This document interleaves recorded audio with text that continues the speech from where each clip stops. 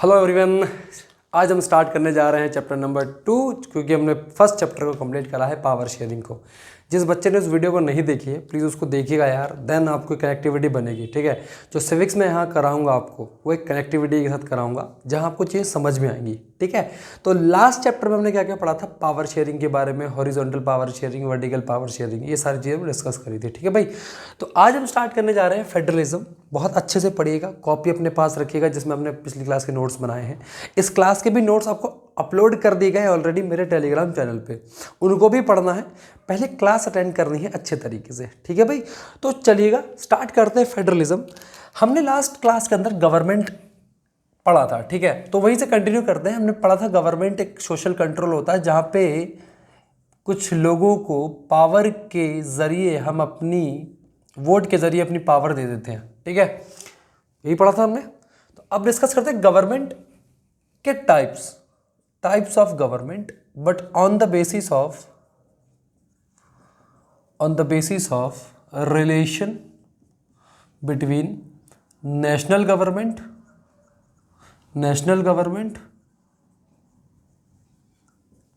And regional government. ठीक है, मतलब क्या हुआ कि नेशनल गवर्नमेंट और रीजनल गवर्नमेंट के बीच में रिलेशन कैसे हैं, इस बेसिस पे आज गवर्नमेंट का क्लासिफिकेशन इस चैप्टर में हम पढ़ेंगे। ठीक है, सुनना मेरी बात ध्यान से। अब ना यहाँ पे दो टाइप की गवर्नमेंट होती है। अच्छा, आपको गवर्नमेंट के लेवल पता है क्या बेटा? जल्दी बताओ मुझे फटाफट से। लेवल जिसके अंदर सबसे पहले कौन सी होती है? सेंटर। फिर कौन होता है? स्टेट। इसी स्टेट गवर्नमेंट को हम रीजनल गवर्नमेंट भी कहते हैं। ये आपको याद होना चाहिए, पिछले क्लास के अंदर हमने डिस्कस किया था। इस बेसिस पे दो टाइप की गवर्नमेंट होती है बेटा, इस बेसिस पे दो टाइप की गवर्नमेंट होती है। कौन कौन सी दो? तो पहली होती है यूनिटरी, और दूसरी होती है फेडरल। पहली यूनिटरी और दूसरी फेडरल। डेफिनेशन याद करवाऊं क्या? देखो ध्यान से, सुनना मेरी बात ध्यान से। व्हेन ऑल द पावर्स, कौन कौन सी पावर्स लेजिस्लेट करने की, एग्जीक्यूट करने की, when all the powers are vested मतलब उसके अंदर रखना, उसे देना, vested in the national government. When all the powers are vested in the national governments, this type of government is known as unitary government. ठीक है, मतलब वहां पर किसका एग्जिस्टेंस नहीं होता? स्टेट का। अगर होता भी है तो इनके पास कोई पावर नहीं है। ठीक है, तो उसे कहते हैं यूनिटरी। एग्जांपल्स की बात करें, बताओ। चाइना हो गया बेटा, चाइना हो गया। ठीक है, और इटली हो गया बेटा, इटली हो गया। बहुत सारी और कंट्रीज हैं, चाइना इटली याद रखिएगा। ठीक है, क्लियर है बेटा इतनी बात? ठीक है, यूनिटरी। फिर समझते हैं फेडरल। फेडरल में क्या होता है? When all the powers are divided between national government and regional government ठीक है, जब हम पावर को डिवाइड करते हैं नेशनल गवर्नमेंट और रीजनल गवर्नमेंट में तो ऐसी गवर्नमेंट को हम कहते हैं फेडरल गवर्नमेंट। एग्जांपल ले लें बेटा, एग्जांपल याद करने साथ साथ क्या करने? एग्जांपल पहला यूएसए, दूसरा फ्रांस, फ्रांस नहीं बेटा, फ्रांस वहां जाएगा। दूसरा इंडिया, तीसरा रशिया, चौथा बोलो फटाफट से, कनाडा, फिर ईटीसी। तो ये जो गवर्नमेंट आपकी कौन कौन सी हो गई? फेडरल गवर्नमेंट हो गई। यूएसए, चाइना, रशिया, इस सबको आपने याद रखना है। ठीक है बेटा, ठीक है, तो दोनों याद रखिएगा अच्छे से। फिर स्टार्ट करते हैं नेक्स्ट। हाँ भाई, कहाँ गया मेरा डस्टर? चलो, तो ये आपको याद रखना। डस्टर मतलब कपड़ा यूज करता हूँ भाई, डस्टर से ना ये काला काला रह जाता है फिर से। ठीक है, तो यूनिटरी टाइप आपको डेफिनेशन याद रखनी। फेडरल डेफिनेशन का तो यार समझाना है। देखो मैं यहाँ पर ना लिख लेता पहले, फिर समझाता, फटाफट चलता। एनालिसिस करना बहुत ज़रूरी होता है, क्योंकि जब ना आप कॉम्पिटेटिव एग्जाम में आते हैं, देखो मैं आपको एक बताता हूँ, यहाँ ना चीज़ें ना रटनी नहीं है, समझना है, अंडरस्टैंड करना है। बिकॉज यार ये आपका एकेडमिक लेवल है, बट व्हेन जब आप कहाँ आएंगे? कंपटीशन लेवल पे। कंपटीशन किसके?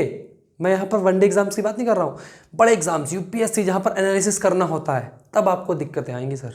और यही सब सिलेबस होता है वहाँ भी, बट वहाँ पे जो व्यक्ति चाहिए होता है ना वो एनालिसिस करने वाला चाहिए। तो एनालिसिस करना जानो, चीज़ों को समझो, ठीक है। यहाँ पर केवल रटो मत। क्लियर है दोनों चीज़ें, ठीक है।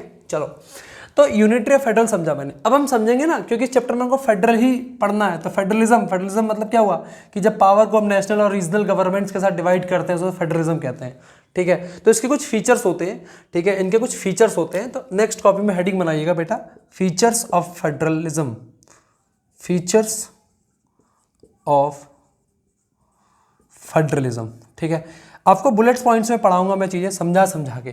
फीचर्स ऑफ फेडरलिज्म की अगर बात करूँ तो कुछ फीचर्स है ना, उनका डायग्राम बना लीजिए पहले, फिर उन्हें एक फीचर को हम क्या करेंगे बेटा, क्या करेंगे, डिस्कस करेंगे आप लोग के साथ, ठीक है। जिसके अंदर पहला फीचर हो जाता है डुअल पॉलिटी।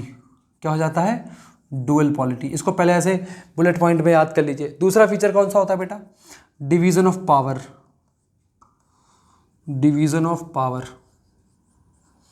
ठीक है।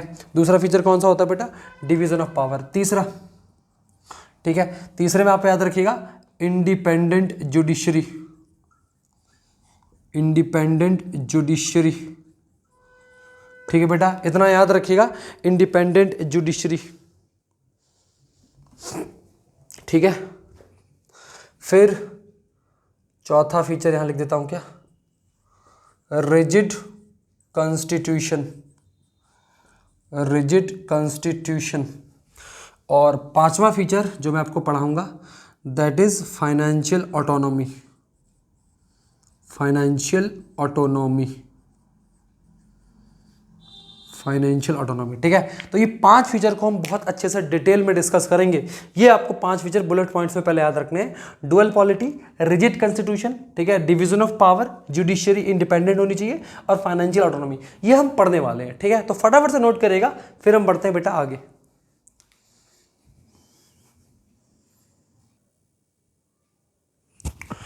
तो इसे डिस्कस करते हैं ना। मैंने आपको बताया कि फीचर्स क्या हैं, तो 5 फीचर्स आपको पहले तो बुलेट पॉइंट्स याद होने चाहिए, dual polity, division of power, independent judiciary, ठीक है, उसके बाद rigid constitution and financial autonomy. अब इसको डिटेल में लेट अस डिस्कस, ठीक है। The first one is dual polity. The first and the foremost provision is federalism is dual polity. What it does mean, it means कि अगर single level की government होगी तब तो वो यूनिटरी है, क्योंकि सारी पावर एक सिंगल लेवल के पास है, ठीक है। But when power is shared between 2 or more level, definition क्या थी, है ना, between national and that is regional. तो therefore the first feature is dual polity means 2 or more level of government. The first point is 2 or more level of government. For example, in India there is three tier. Level means tier.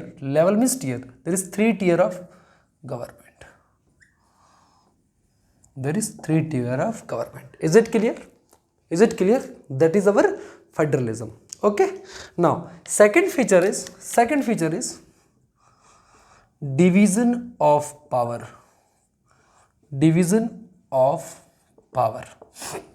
Now just take an example. First thing, now let's suppose you are living in UP. Okay, now you are also living in where, India. समझ में आई बात? Now if you are living in India and also in UP, now Indian government is your central government and UP government is your state government. अब ध्यान से देखो, central भी आपको क्या कर रही है, रूल कर रही है, स्टेट भी रूल कर रही है। तो इसमें से कौन आपको रूल कर रहा है यार, दोनों रूल कैसे करेंगे? तो होता क्या है, यहाँ पर पावर का डिवीजन होता है। कैसे, समझना, सेंट्रल बोलेगी चलो तुम्हारे स्टेट के अंदर जो भी रेलवे है ना उस पर लॉ हम बना लेंगे, और स्टेट फिर ये कहेगा कि भैया जो एग्रीकल्चर है उस पर लॉ हम ही बनाएंगे, उस पर आप नहीं बना सकते। क्या ऐसा स्टेट बोलेगा? नहीं। ऐसा कौन कह रहा है? ऐसा कह रहा है कॉन्स्टिट्यूशन पहले ही बोल रहा है कि जो आपके स्टेट के अंदर रेलवे तो पूरे इंडिया की होगी ना, वो की नेशनल इंपॉर्टेंस है, तो रेलवे पर लॉ हम हर जगह बनाएंगे, हर जगह, कहीं भी, चाहे स्टेट में हो, ठीक है, लेकिन एग्रीकल्चर का हम स्टेट का रहने देंगे। तो ये होता है डिवीजन ऑफ पावर। ठीक है बेटा, इज इट क्लियर? समझ में आया अच्छे से? ठीक है, now therefore division of power, now each level or tier has its own jurisdiction in matters of administration,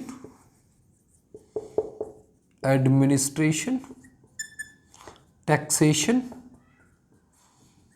etc. अब बच्चे के माइंड में आया what is the meaning of sir jurisdiction. Now इसका कहीं डेफिनेशन नहीं पूछेगा, आपको जरूरत भी नहीं, हालांकि बुक में दी है, बट समझना मेरी बात ध्यान से। जैसे मैंने आपको बताया था कि भी सेंट्रल क्या करेगी, रेलवे पर लॉ बनाएगी, ठीक है, और फिर मैं आपको बताया था कि स्टेट क्या करेगी, एग्रीकल्चर पे लॉ बनाएगी। तो इसका मतलब अगर यूपी के अंदर कहीं एग्रीकल्चर का लॉ बनना है तो वो कौन बनाएगा, आपका स्टेट ही बनाएगी। अब उसके बाहर अगर रेलवे पर सेंट्रल बना रही है तो रेलवे पर सेंट्रल ही बना पाएगी, वो एग्रीकल्चर की तरफ नहीं आएगी। मतलब उसका एरिया क्या है, रेलवे तक है, एग्रीकल्चर में उसका एरिया नहीं है, तो उसका जो लीगल राइट है कहाँ तक, रेलवे तक है, एग्रीकल्चर पे वो नहीं जा सकती, तो वो उसका लीगल अथॉरिटी नहीं है उसके पास। ठीक है, जब लीगल अथॉरिटी नहीं है तो वो उसका ज्यूरिडिक्शन भी नहीं है। तो ज्यूरिडिक्शन का मतलब क्या हुआ कि जहाँ तक गवर्नमेंट की लीगल अथॉरिटी होती है लॉ बनाने की, बात समझ में आ गई, तो उसे कहते हैं ज्यूरिसडिक्शन। इज इट क्लियर बेटा, इज इट क्लियर? ठीक है, and each tier has its own jurisdiction in matters of administration, taxation, and this is mentioned in constitution. This is mentioned in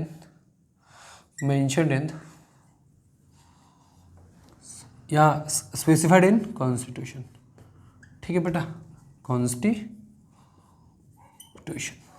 Okay, is it clear and making sense? Now third one is your independent judiciary. Independent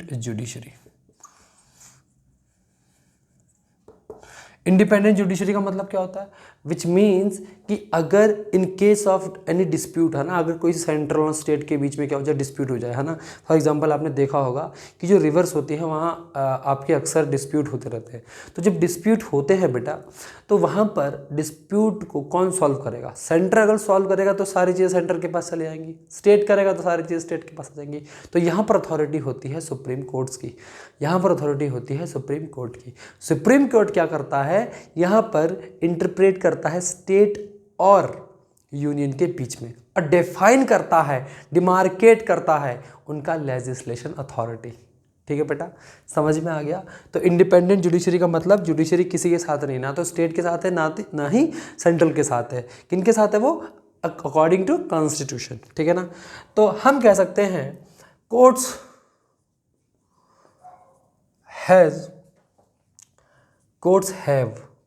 have the authority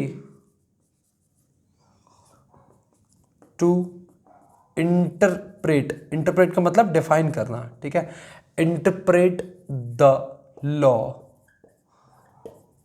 and if, या फिर authority to interpret the law and the constitution and if any and to resolve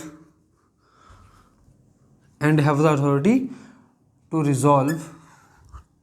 resolve any dispute arising between center and state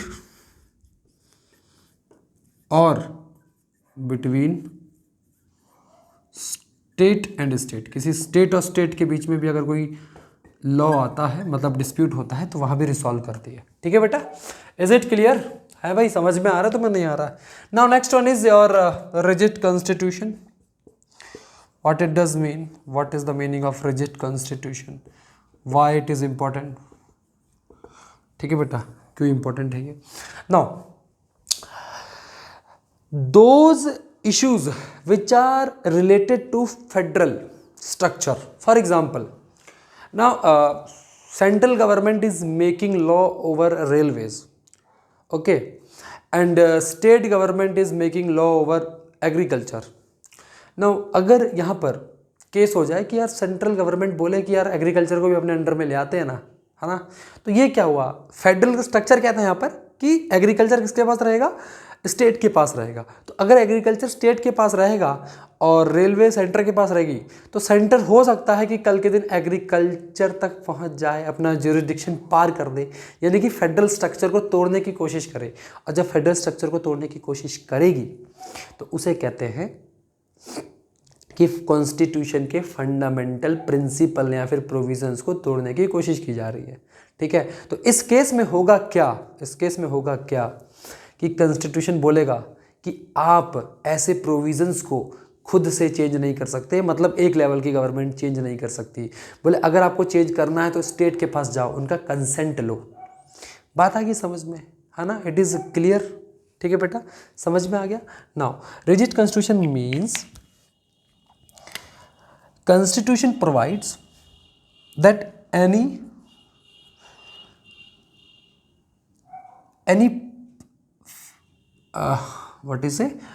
any issue or provision of constitution which is related to federal structure, which is related to federal structure cannot be changed unilaterally का मतलब एक level पे, है ना, मतलब state है तो केवल स्टेट नहीं चेंज कर सकती, या सेंटर है तो केवल सेंटर नहीं चेंज कर सकती। ठीक है, तो federal structure can not be changed unilaterally by one level of government,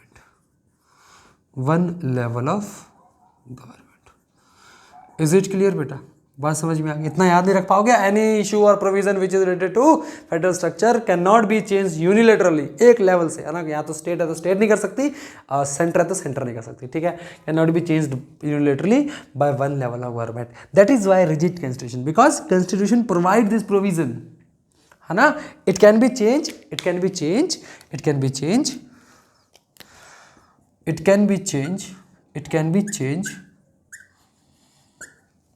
be changed with the state consent, है ना, with the state consent, अगर राज्य के कंसेंट के साथ है, स्टेट कंसेंट।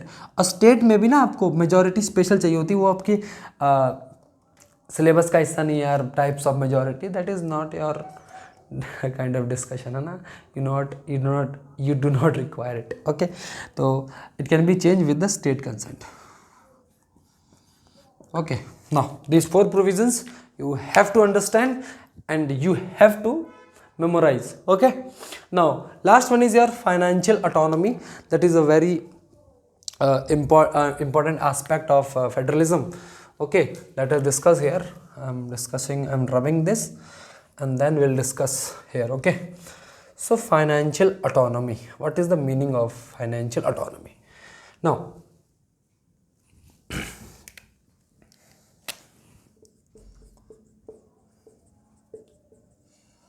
फाइनेंशियल ऑटोनॉमी, सुनिएगा मेरी बात ध्यान से। फाइनेंशियल ऑटोनॉमी का मतलब क्या है, अगर अब देखो यहाँ पावर्स को क्या करा गया, डिवाइड किया गया। जब पावर्स को डिवाइड किया गया तो इसका मतलब कुछ रिस्पॉन्सिबिलिटी स्टेट को भी दी गई है। अब पहली बात यह है कि अगर रिस्पॉन्सिबिलिटी दी गई है तो इनको रेवेन्यू भी चाहिए, है ना। फॉर एग्जांपल अगर टैक्स से पैसा आ रहा है तो उसको भी शेयर चाहिए ना स्टेट को, क्योंकि उसको एडमिनिस्ट्रेशन चलाना है। तो इसीलिए होता क्या है कि जो फाइनेंशियल ऑटोनॉमी है, मतलब उसको पैसे की इंडिपेंडेंस कहाँ दी गई है, तो ये आपकी ऑलरेडी मेंशन्ड है कॉन्स्टिट्यूशन ऑफ इंडिया में, ठीक है। या फिर यार यहाँ पर हम इंडिया की बात नहीं कर रहे हैं, हम फेडरल की बात कर रहे हैं। तो फेडरल स्ट्रक्चर में होता क्या है कि कॉन्स्टिट्यूशन ऑलरेडी डिफाइन कर देता है कि उसकी ऑटोनॉमी जो फाइनेंशियल के रिसोर्सेज वो कहाँ कहाँ से होंगे, ठीक है। तो हम कह देते हैं financial autonomy, constitution ensures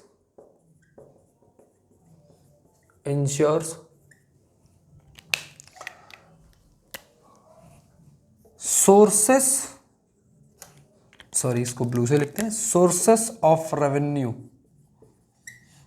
constitution ensures sources of revenue for each level of level of, यहाँ लिख दूँ क्या, मिटा दूँ इसे, लेवल ऑफ गवर्नमेंट। तो ये फीचर्स 5 आपको बहुत अच्छे से याद करने हैं, जैसे लिखाए हैं, नोट से कर सकते हैं हम, नोट्स में भी चीज़ें ऐसे ही लिखी हुई हैं, कोई बड़ी बात नहीं वहाँ पे, ठीक है।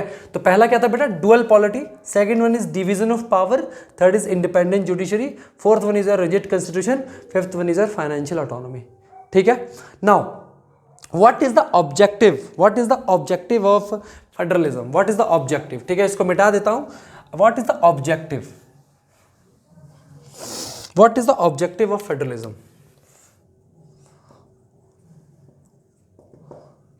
क्या क्या ऑब्जेक्टिव है बेटा इसके, क्या क्या ऑब्जेक्टिव हो सकते हैं, ठीक है। तो पहला ऑब्जेक्टिव ये है टू इंटीग्रेट मतलब एक साथ मिलाना, क्या, कल्चरल डाइवर्सिटी, ठीक है ना, एंड मेंटेन यूनिटी। बात समझ में आ गई। तो इसका ऑब्जेक्टिव क्या होता है, इंटीग्रेट करना, किसको, कल्चरल डाइवर्सिटी को, क्योंकि यार बहुत बड़ी कंट्री अगर होती है ना, लार्ज कंट्री होती है जैसे इंडिया है, तो यहाँ पर अलग अलग लैंग्वेज के लोग हैं, अलग अलग भाषा बोलने वाले, अलग अलग जाति के लोग हैं, तो इनको इंटीग्रेट कर रहा है और यूनिटी मेंटेन कर रहा है इनके बीच में, कौन, फेडरलिज्म, क्योंकि कोई एलिनेशन फील ही नहीं करता। हालांकि हम देखेंगे बहुत सारी चीज़ें हैं इंडिया के अंदर जहाँ हम एलिनेशन फील करवाते हैं लोगों को, ठीक है। तो ये ऑब्जेक्टिव होते हैं, तो इसको मेक श्योर करेगा, याद होने चाहिए आपको, ठीक है बेटा। तो फटाफट नोट करिएगा, फिर बढ़ते हैं बेटा आगे।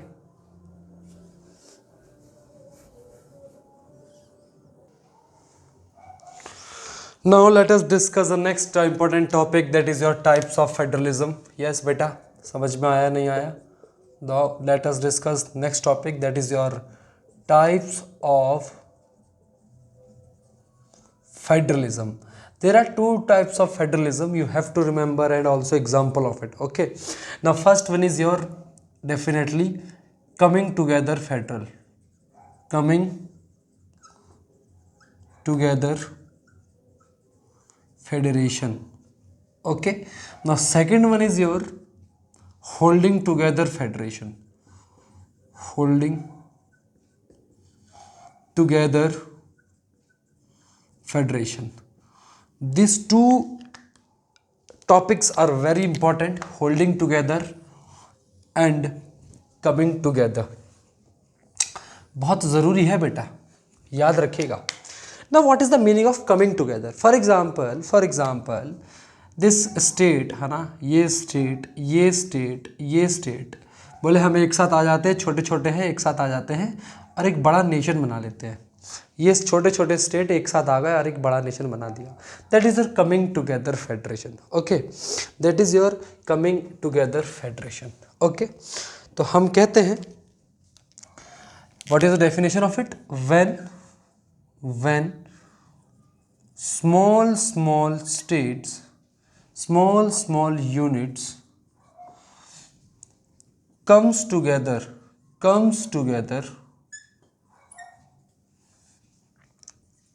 on their own, इसका ये ऐसे बना था, on their own and form large unit is called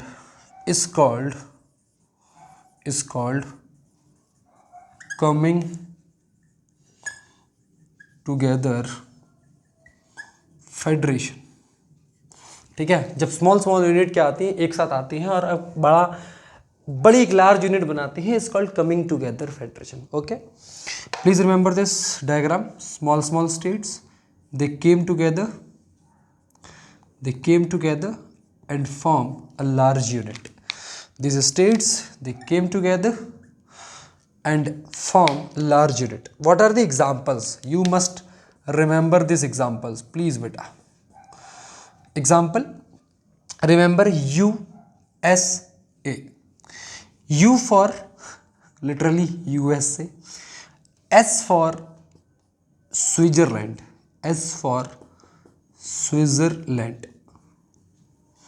A for Australia. 3 examples, please remember, USA, United States of America, Switzerland, okay, and third one is Australia. MCQ पूछेगा बेटा, यहाँ से बता रहा हूँ मैं पहले से, ठीक है। MCQ आएगा यहाँ से, इनके 3 एग्जाम्पल्स रट लो, ठीक है। And now comes to your holding together. Holding together means, सुनना मेरी बात ध्यान से, यहाँ पर स्मॉल स्मॉल स्टेट्स ने जाकर क्या बनाया है, बड़ा एक कंट्री बनाया है, ठीक है। अब होगा क्या कि जब एक बड़ी कंट्री, ठीक है, बड़ी कंट्री डिसाइड करे कि मैं बहुत बड़ी हूँ, मैं इन छोटे लोगों को, मतलब छोटे छोटे एरिया काट के इनको पावर दे देती हूँ, ठीक है, छोटे छोटे लोगों को काट के यहाँ पावर का डेवोल्यूशन कर देती हूँ, ट्रांसफर कर देती हूँ, that is your holding together, ठीक है। अब होता क्या है कि दैट्स कमिंग टुगेदर में जो स्मॉल स्मॉल स्टेट्स आए थे एक साथ, इन्होंने कंट्री बनाई थी, they have equal powers, all the smaller state they are equal power in coming together federation, but in holding together federation when a large country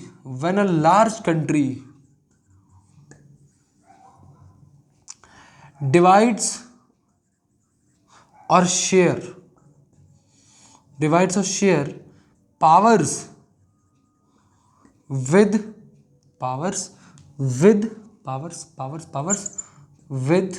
state governments, state or regional governments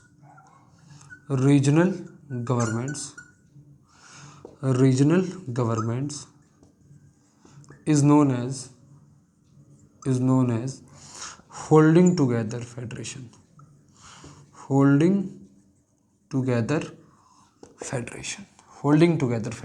ठीक है बेटा। तो when large country decide or shares power with regional government is known as holding together federation. अब जब यहाँ पे एक बड़ी कंट्री यानी कि लार्ज कंट्री पावर को दे रही है तो वो उसके ऊपर डिपेंड करता है वो कितनी पावर दे रही है, कम दे रही है, ज़्यादा दे रही है, ठीक है। इनकी एग्जांपल्स बहुत ज़्यादा इंपॉर्टेंट है। Examples please again remember ISB, ठीक है। अब यहाँ पर आप कहोगे सर एस यहाँ भी आ रहा है, एस यहाँ भी आ रहा है, तो सुनना, अब यहाँ कमिंग टुगेदर में USA बड़ी कंट्री थी, इंडिया हमारी छोटी कंट्री मान लेते हैं, है मतलब यार इकोनॉमी उनकी ज़्यादा है, डेवलप ज़्यादा है, ठीक है, हम कम है, हो जाएंगे हम, ठीक है। तो यार यहाँ पर स्विट्ज़रलैंड बड़ा है, यहाँ एस छोटा है, तो यहाँ स्पेन हो गया, यहाँ पर आई का मतलब इंडिया हो गया, ठीक है, और तीसरा आपका बेल्जियम हो गया। ये आपको तीनों एग्जांपल्स याद रखने हैं बेटा, MCQ आएगा, है ना। Which one of this example of holding together federation, 3 option वो दे दिए, तुम्हारा सर चकरा गया, ठीक है। तो ये नहीं होना चाहिए। तो अब सुनना मेरी बात, यहाँ पर स्टेट जो कॉन्स्टिट्यूएंट छोटी गवर्नमेंट्स होती हैं उनके पास इक्वल पावर नहीं होती, ठीक है, वो वेरी करता है, ठीक है, on the basis of their relation between the states, ठीक है। तो ये याद रखिएगा, this is your important topic बेटा, this is very important topic. Now let's start next topic, ठीक है। बिफोर इट बेटा नोट करिए इसको फटाफट से।